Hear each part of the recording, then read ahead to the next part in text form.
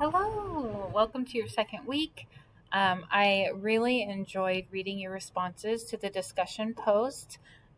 It seemed like a lot of you were on the same page of wanting to make your classrooms just like a really warm, inviting place, wanting to learn more classroom management, which is wonderful. Um, I am, I'm classroom management is one of my strong suits. So if you ever have questions, you can always reach out to me. I've taught a lot of different grade levels, so even if you're in the multiple subject program, I can still support. One thing I want to make sure that you understand is like with your mentors, you don't have to when you have your own classroom, you don't have to mimic how they taught. You can definitely make it your own. So maybe even pulling ideas from other teachers, incorporating your own style into it. I've just noticed that with my student teachers as they go to their own classroom, sometimes they'll try and mimic what they saw with their mentor, and that can be pretty difficult to do sometimes. So make sure that you're kind of taking in everything and then seeing like what you like and what you don't like, and making sure that you're just being your authentic self when it's your own classroom. Okay. But very exciting to read. I love that I saw you want to like build your skills. I like to call it your teacher toolbox because it's like a real toolbox. You're going to have little skills that help you with classroom management, getting content out, all that good stuff. Now, I just want to talk this week.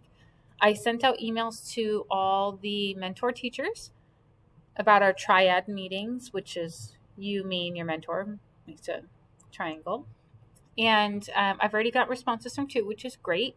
We are kind of all over the page because we have 5 students who are in their final student teaching for multiple subject, one student who's in their first semester of single subject, and then one student who's in their second semester of multiple subjects. So the triad meetings are going to look different dependent on which phase you're in your program. So bear with me. Give me a little grace if I need it. Just kind of a lot of different plates spinning this round.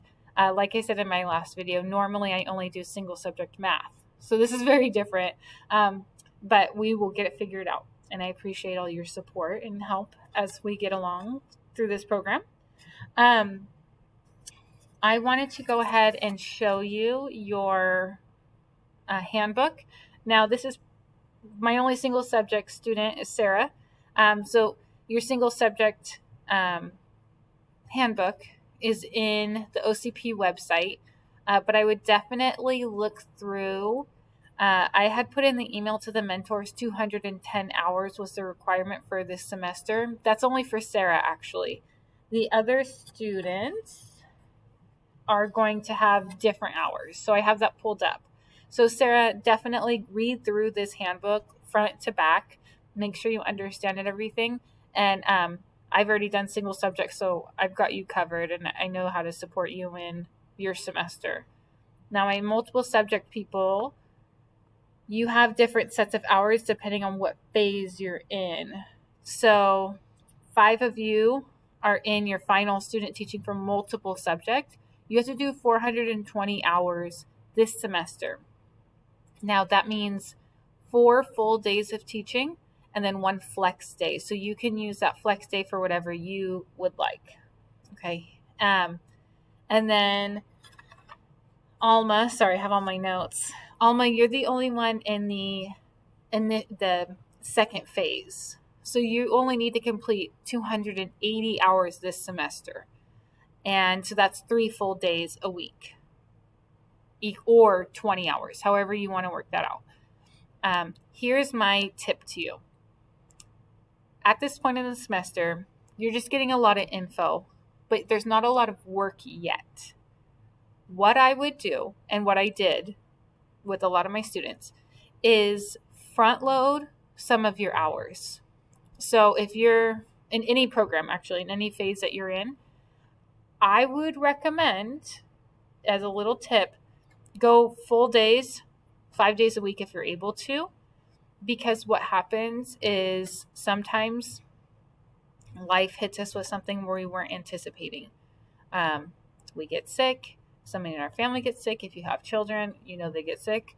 and you miss out on hours, and then you're scrambling for hours at the end. That really is not ideal. I would recommend front loading some hours when you're able. I know some of us are working, some of us have other obligations. I totally understand that. I'm just saying, if you're able to, front load some hours. And that gives you just a little bit of breathing room towards the end. You obviously need to communicate that with your mentor if you're going to be showing up more than you had previously agreed upon. But these are the hours for everybody except Sarah. Sarah's only has to do 210 because she's in the single subject biology, which is awesome because I'm a bio teacher. So we will get all these things covered. The triad meetings are going to be starting. I already have 2 scheduled, which is awesome. And then I can talk more in depth about like expectations. The triad meeting is just an opportunity for me to meet with your mentor and you, if possible, about what is expected. And so that we're all on the same page. Normally, if there's issues, we might have another triad meeting. However, I've never actually had issues with student teachers not doing what they're supposed to do or mentors doing what they're supposed to do. Everybody is usually on the same page, so we never really have to do another triad, but we're able to if you need to. I was going to ask this group, because we're doing asynchronous, and you guys are in 3 different programs, I was going to do office hours, but I'm not sure what days are open for people because you're in different programs.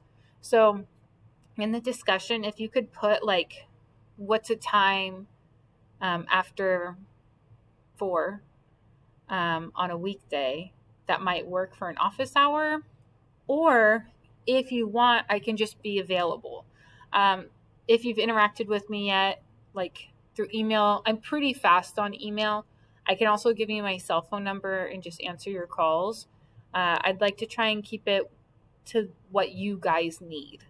I don't want to try and force something like in office hours that nobody's going to use.